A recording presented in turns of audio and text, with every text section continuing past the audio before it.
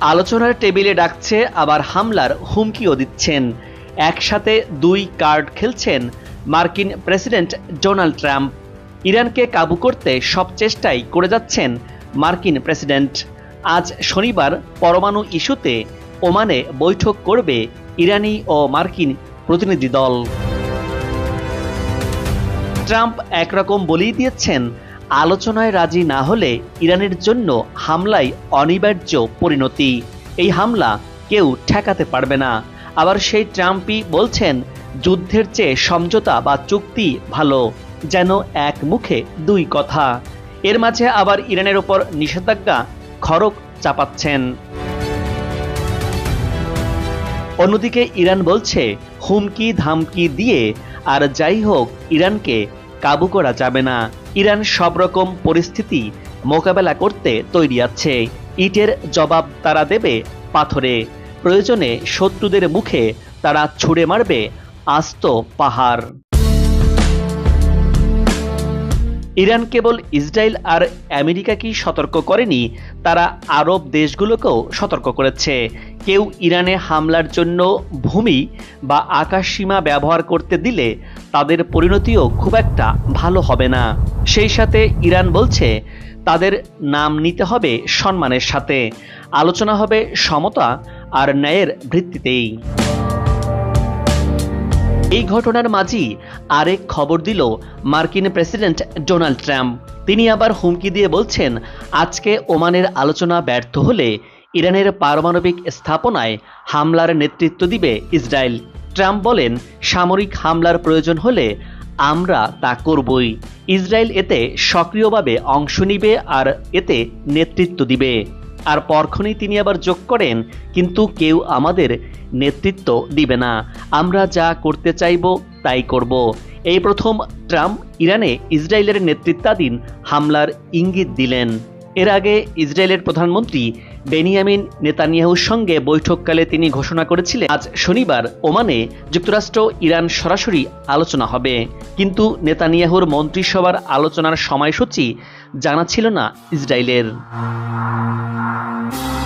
Trump বলেছেন, ইরানকে পারমাণবিক অস্ত্র অর্জন করতে দেয়া হবে না।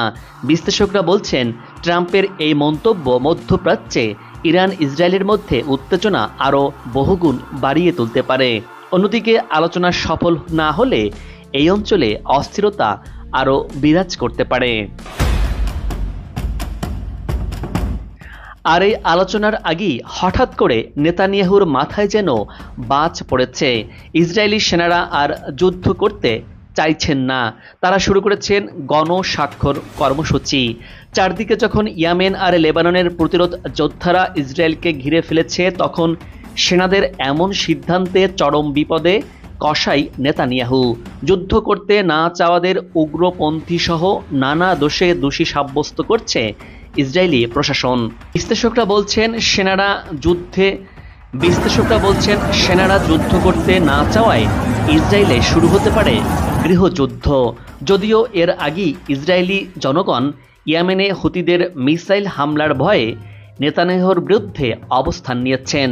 বলা চলে, ইসরায়েল সরকার গাজায় হামলা নিয়ে নিজ ঘরেই চরম বিপদে আছে।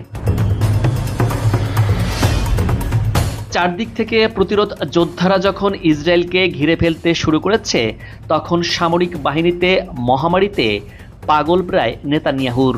এমনিতেই ইয়েমেনের হুতি বাহিনীর মিসাইলে ক্ষত বিক্ষত ইসরায়েল। যুদ্ধ পরিস্থিতি চলছে সিরিয়ার সাথেও। যে কোনো সময় সংঘাত শুরু হতে পারে পরাশক্তি তুরস্কের সাথেও। এমন পরিস্থিতিতে সেনাদের যুদ্ধের ময়দান ত্যাগের ঘটনায় তোলপাড় চলছে নেতানিয়াহুর প্রশাসনে। যুক্তরাষ্ট্র ও ইসরায়েলের এই পরিস্থিতির মাঝেই বসে নেই ইরান। প্রতিরোধের সব শক্তিকে এবার একে একে জড়ো করছে খামেনির দেশ ইরান। মধ্যপ্রাচ্য জুড়ে যে মহাযুদ্ধের প্রস্তুতি চলছে, পরমাণু চুক্তি নিয়ে মুখোমুখি আয়াতুল্লাহ আলী খামেনি ও মার্কিন প্রেসিডেন্ট ডোনাল্ড ট্রাম্প। আজকের বৈঠকের আগেই নিজেদের সব শক্তি প্রস্তুত করে রাখছে ইরান। ইরান যুক্তরাষ্ট্রের সম্ভাব্য সংঘাতে ইসরায়েলি যে আয়াতুল্লাহ আলী খামেনির নিশানায় থাকবে তাতে কোনো ভুল নেই।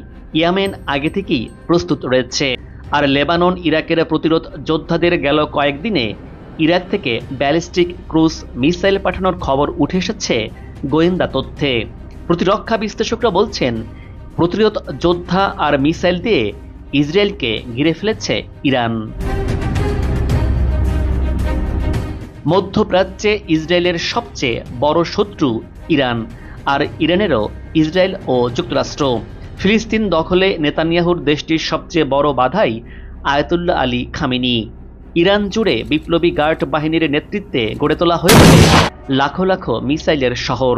তবে শুধু একা ইরান নয়, ইসরায়েলকে দমনে আয়াতুল্লাহ আলী খামেনি মধ্যপ্রাচ্যের দেশগুলোতে গড়ে তুলেছেন ইসলামী প্রতিরোধ অক্ষ। ইরাক ফিলিস্তিন জুড়ে থাকা লাখো লাখো সেনাদের এই অক্ষের নেতৃত্বে রয়েছেন আয়াতুল্লাহ আলী খামেনি। যুদ্ধের ময়দান সরগরম, টকবক করে ঘুরছে মাথার চাবি। উপরে বসে ফুঁসছেন ডোনাল্ড ট্রাম্প, বলছেন সমঝোতার টেবিলে না এলেই হবে হামলা, পরিণতি হবে ভয়াবহ। ইরানকে তার পারমাণবিক কার্যক্রম ছাড়তেই হবে, বাধ্য ছেলের মতো নতজানু হতেই হবে যুক্তরাষ্ট্রের কাছে। তবে এসব যেন তোয়াক্কা করছে না ইরান। চাপে ফেলে ইরানকে জং ধরা তলোয়ারের মতো খাবে ভরা যাবে না। তেহরান চাপের কাছে মাথা কখনো নোয়ায়নি আর এখনো নত করবে না। মধ্যপ্রাচ্যে ট্রাম্প আর ইরানের মধ্যে যে উত্তেজনার পারদ যেভাবে চলছে, তাতে যে কোনো সময় শুরু হতে পারে এক মহাযুদ্ধ, যে যুদ্ধে ধুলোয় পুরো মিশে যেতে পারে মধ্যপ্রাচ্য।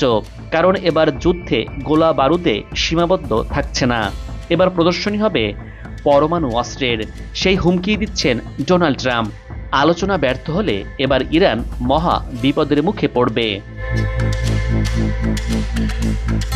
এর জবাবে ইরানও বলছে, বর্তমান ইরান এখন আর ভয় পায় না এবং বুক চেতিয়ে দিতে পারে চরম প্রতিশোধ।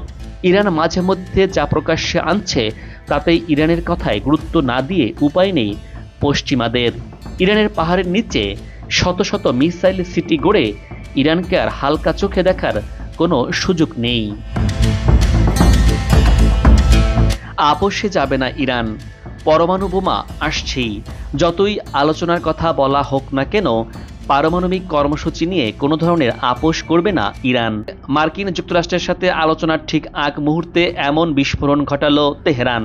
আর এমনটাই জানিয়েছে ইরানের প্রেসিডেন্ট মাসুদ পেজেশকিয়ান।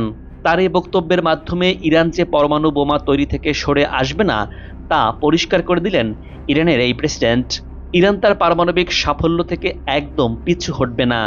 মার্কিন হুমকি ধামকি প্রত্যাখ্যান করেই পারমাণবিক কর্মসূচি চালিয়ে যাবি পারস্য উপসাগরের এই দেশটি ইরান। বর্তমানে ইরান ও যুক্তরাষ্ট্রের মধ্যে উত্তেজনা তুঙ্গে। মার্কিন প্রেসিডেন্ট ডোনাল্ড ট্রাম্প এবং তার প্রতিরক্ষা মন্ত্রী ইরানের বিরুদ্ধে সামরিক অবস্থান আরও শক্তিশালী করার চেষ্টা করছে। এর মধ্যে মার্কিন বিমান বাহিনী ভারত মহাসাগরে অত্যাধুনিক B-2 বোমারু বিমান সহ অন্যান্য যুদ্ধ বিমান এরই মধ্যে পাঠিয়েছে। এই বিমানগুলো দিয়াগো গার্সিয়া দ্বীপে পার করা হয়েছে। এর মাধ্যমে মার্কিন বাহিনী ইরানকে একটি কঠিন সামরিক বার্তা দিয়েছে। তবে ইরানও পিছিয়ে নেই। মার্কিন ঘাঁটিগুলোর জন্য ইরান ভয়ঙ্কর ক্ষেপণাস্ত্র ও ড্রোন প্রস্তুত রেখেছে। বিশেষ করে শাহেদ কামিকাজে ড্রোন ও খোররাম ক্ষেপণাস্ত্রের মাধ্যমে মার্কিন ঘাঁটিগুলোকে লক্ষ্য বস্তুতে পরিণত করেছে। এই অত্যাধুনিক প্রযুক্তির মাধ্যমে ইরান তার প্রতিপক্ষের উপর আক্রমণ করার জন্য প্রস্তুত রয়েছে।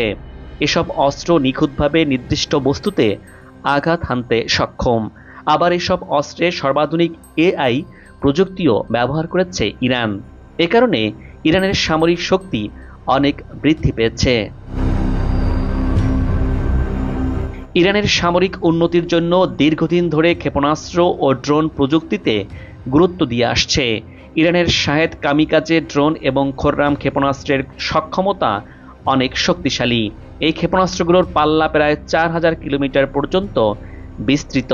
ইরান এসব প্রযুক্তি ব্যবহার করে যুক্তরাষ্ট্রের মধ্যপ্রাচ্যে অবস্থিত সামরিক ঘাঁটিগুলোর বিরুদ্ধে হামলা চালাতে পারে। বিশ্লেষকরা বলছেন, ইরানের সামরিক কৌশলে তার ক্ষেপণাস্ত্র ও ড্রোন প্রযুক্তির উপস্থিতি আঞ্চলিক নিরাপত্তায় এক বড় পরিবর্তন আনতে পারে। এই যেমন মার্কিন সামরিক ঘাঁটি দিয়াগো গার্সিয়া, যেখানে অত্যাধুনিক B-2 বোমারু বিমান মোতায়েন করা হয়েছে। এটি ভারত মহাসাগরে অবস্থিত। আর এই মার্কিন ঘাঁটিটি ইরান থেকে প্রায় ৩৯০০ কিলোমিটার দূরে অবস্থিত। তবে ইরানের আওতার বাইরে নয় এই মার্কিন ঘাঁটি। ইরানের ড্রোন ও মিসাইল সহজেই দিয়াগো গার্সিয়া নিশানা হতে পারে।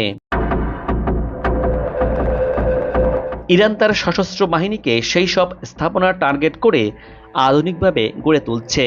এতে ইরানের সশস্ত্র বাহিনী আরও শক্তিশালী ও আধুনিক হয়েছে, যা শুধু আঞ্চলিক নিরাপত্তার জন্যই নয়, বরং বিশ্বের বড় বড় শক্তির জন্য বিপদের কারণ হতে পারে। ইরানে হামলা চালালে তা কঠোরভাবে প্রতিহত করা হবে বলে হুঁশিয়ারি দিয়েছে দেশটি। এই হুঁশিয়ারির ফলে যুক্তরাষ্ট্র সরকার নড়েচড়ে উঠেছে। গণমাধ্যমগুলো বলছে, পশ্চিম এশিয়ায় থাকা মার্কিন সেনা ঘাঁটিগুলোকে লক্ষ্য করে মিসাইল তৈরি রেখেছে আয়াতুল্লাহ আলী খামেনির বাহিনী। সবগুলো ঘাঁটি ইরানি মিসাইলের আওতায় রয়েছে।